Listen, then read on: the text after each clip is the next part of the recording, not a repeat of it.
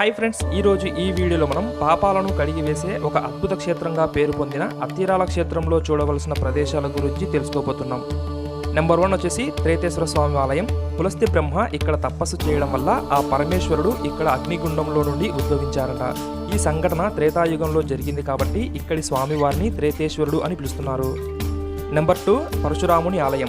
మన దేశంలో పరశురామ క్షేత్రాలు చాలా తక్కువ, అందులో ఈ అత్తిరాల ఒకటి కావడం విశేషం.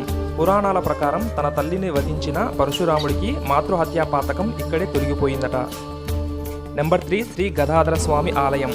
భృగు మహర్షి ఇక్కడ తపస్సు చేయడం వల్ల శ్రీ మహావిష్ణువు ఒక పాదాన్ని గయ్యలో, రెండవ పాదాన్ని అత్తిరాలలో ఉంచి శ్రీ గదాధర స్వామిగా వెలిశారని ప్రతీతి.